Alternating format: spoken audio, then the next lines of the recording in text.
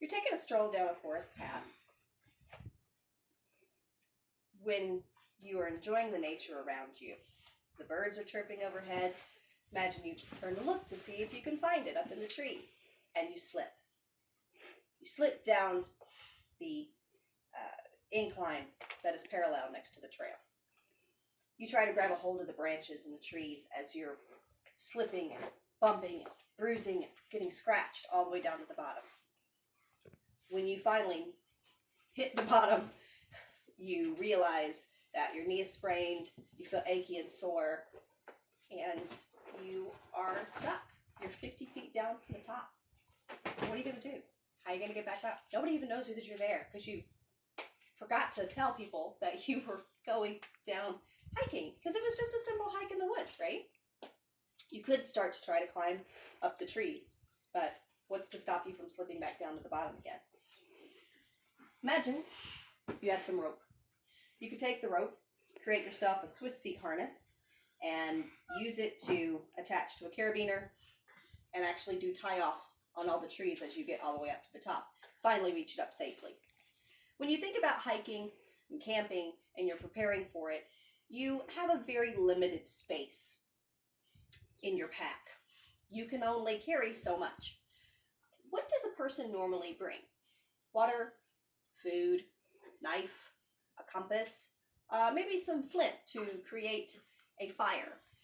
Perhaps one of those foil blankets to help keep you warm. Purifying tablets even. What about rope? A lot of people don't immediately think about rope because usually they think about it for climbing. But I'm here to tell you that rope is one of the most versatile things that you can actually carry with you. And the best part about it is that it doesn't even have to take up space inside your pack. The uses for rope is a plethora of things. If you're injured, you can use it to wrap up an extremities for a splint. If you're exposed to the elements, you can use it to build a shelter. If you're foraging, you can use it to even build a net to carry more stuff. This net is actually made out of one solid piece of rope.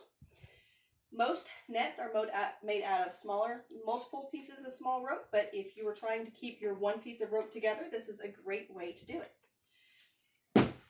If the scenario I listed above happens and you have fallen, you can use it to make a climbing harness and even make a ladder just out of rope.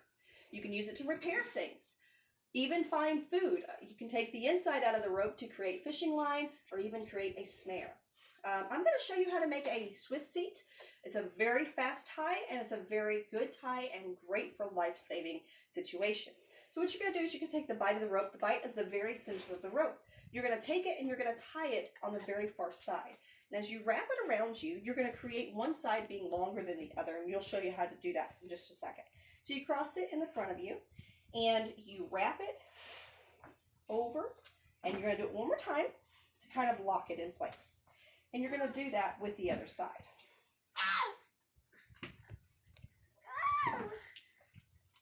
Now once you do this, this is the front. From here you're going to dive between the legs. Dive tight and into the thighs.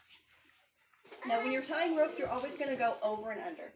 So you go over, under, and then we're going to go over this one and through this hole. We're going to create what's called a half hitch. Now from here, we're going to repeat on the other side. We're going to go down and under.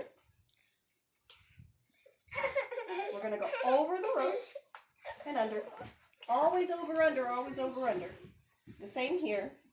Over and then through the hole here. From here, we're just going to bring it over. We're going to create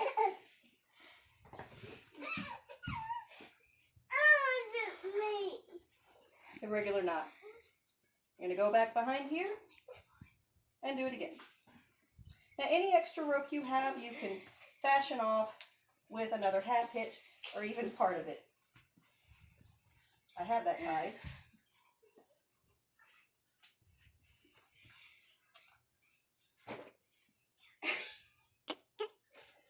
And so here you are. Now to fasten to this, you're going to just fasten to the carabiner. You're going to want the spiral part of the carabiner to face towards you because you don't want it interfering with the rope line. Another great thing you can actually use for rope is create a pulley system. I've actually attached this to this heavy cast iron dog here, and all you would have to do, you could do this, you could tie up food, keep it up out of the trees so that nothing can actually get attached to it or attack it, and so on and so forth. All in all, rope is a wonderfully multifaceted tool. It is extremely underrated. Do not be caught without it. You never know when a nice walk in the woods is going to turn into a fight for your survival. Be prepared. It could be the difference between life and death.